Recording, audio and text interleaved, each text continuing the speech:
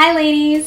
Now that it's summertime and you're home with your kids, do you find yourself at a loss finding things to do with them? I find myself at a loss all year long trying to entertain them. So we wanted to save you hours and hours since we do this all year long, trying to keep them entertained and not be bored since they're home such a huge percent of the day. So we have tons and tons of activities that we want to share with you. Some might be things that you already do, but some things might be things that you haven't thought of yet. So hopefully this list will give you some fun ideas for you to try with your kids this summer. Our first go-to activity in the summer is water activities. But before you assume that you know all of them, just hear us out. There might be something that either you might have grown up with and you don't do it now, but you might actually find one of these that you could actually still use. You could set up a pool. It could be a big pool that they can swim in, or it could just be a kiddie splash pool. And now with Corona, it's really hard to find a pool. So typically we have a big one. This year we're going for a kiddie pool since ours broke.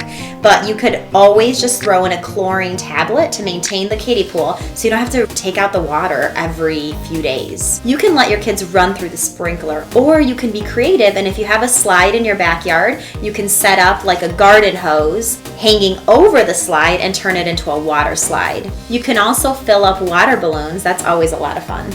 Another fun idea is to set up a slip and slide. You can use dish soap to make it more slippery.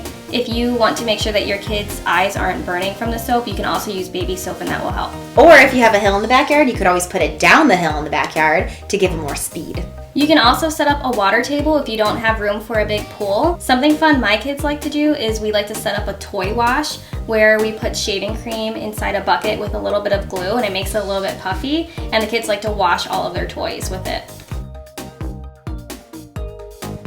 Number 2 is sports. My husband usually does these with the kids because I am not a sporty person, but you can either buy the equipment for the sports or you can DIY it. Like you can set up a mini golf course in your backyard using stuff that you already have around the house. You can play t-ball or soccer. You can always do the typical sports like volleyball, basketball, soccer. Those are quick and easy. And be creative. Volleyball does not have to have an actual net. I mean, we're talking about having fun with kids. So we have been creative, played over like a piece of wood, and that was super fun for them. I actually am not huge into sports, but I do enjoy them more now as an adult. So I feel like I can get you sucked into them.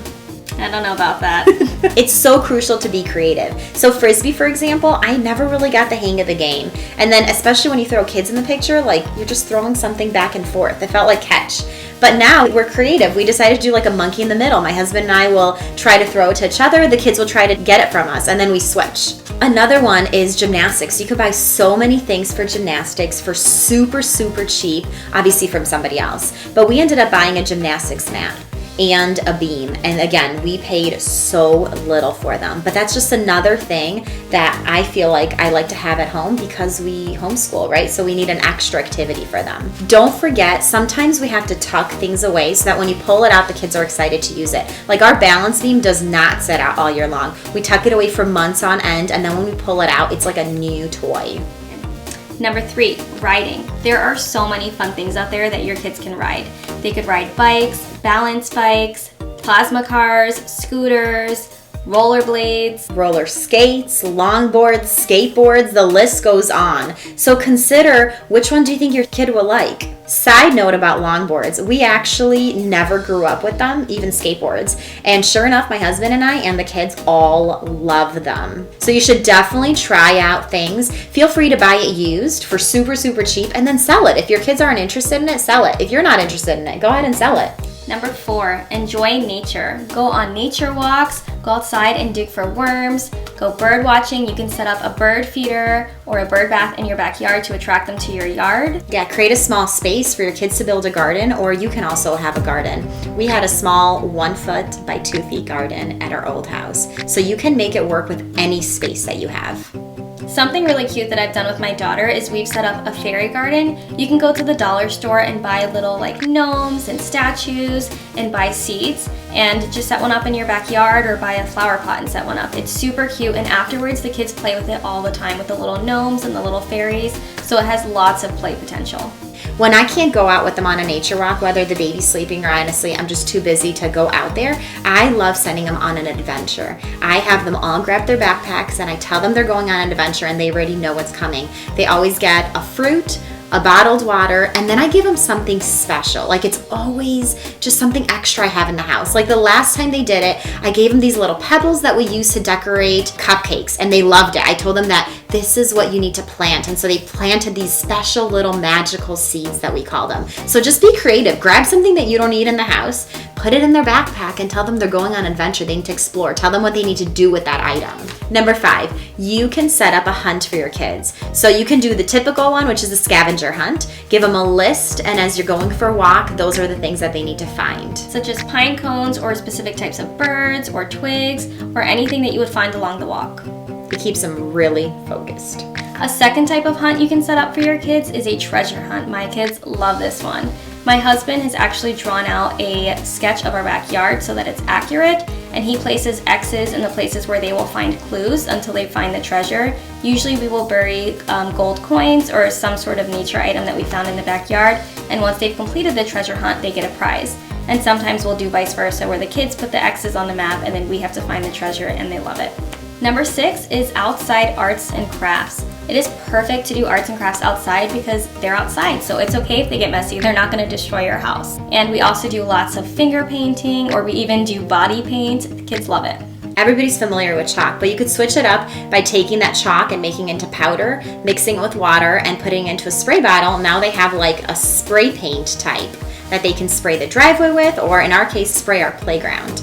Number 7, set up backyard play zones. We have an area in our yard where we have a playhouse, and the kids love to play kitchen in there, or they can play cops and robbers, and it could be the jail, or it can be a nursery, and you can bring out baby dolls. So many different ideas to do with an outdoor playhouse. We also have a sandbox area.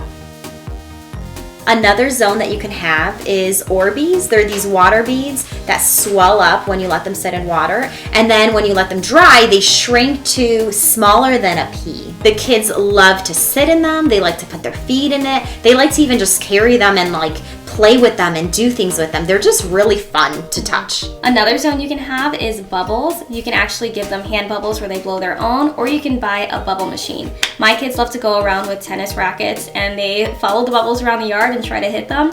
It's really funny to watch, and it keeps them entertained for so long. One of our favorite zones is swings. I mean, we have 3 different zones that involve a type of swing. So we have our playground that has the regular swings. We have those disc swings that I finally hung up super high in a tree so they swing really far out, and a hammock. So find a few branches if you have some trees that are more sturdy, and pick some swings online, whether it's a hammock or a disc swing. There's just so many different kinds. They even have those big net ones where several kids can sit on it. That would be really cool. Or a tire swing. That is a really fun option too.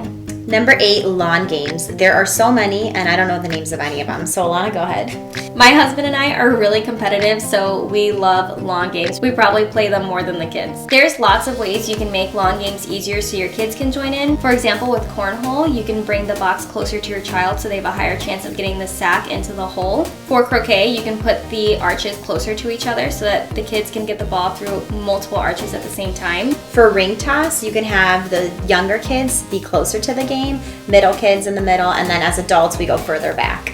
For tetherball, the kids honestly just enjoy taking the ball and throwing it around and having it wrap, which I know defeats the point of the game, but it's still fun having it out there. And as they get older, they actually know how to play the game. And for ladder ball, you can just have the kids stand closer. There's lots of other lawn games out there. We'll let you Google them, but there are really so many options. Number 9, camping in the backyard. There are so many fun things you can do with this. Set up a tent in the backyard. If you have a fire pit, you can set up a bonfire for them, and you can roast marshmallows and make s'mores. Or hot dogs. Or hot dogs, yep. You can also go stargazing and just lay down and point out different shapes in the sky. You can even use a telescope if your kids are really into science. Number 10, you can create an obstacle course. And the best part about this one is, I mean, you do have to be creative, right? You can change it up all the time though. It doesn't get old, and the kids are always excited because they never know what's ahead of them. So you can start the obstacle course from as soon as they open the back door. You could say, ready, set, go, and they follow the obstacle course. And the nice thing about that one is it's also fun inside if it's raining outside. So there you have it. Those are our top 10 summer activities for kids. If you found this helpful, go ahead and hit the like button. And don't forget to subscribe to our channel. See ya. Hey, ladies. I was like... Actually, why am I doing this? Oh, sorry. We're gonna get this. We're gonna get this. Oh my gosh, I'm done.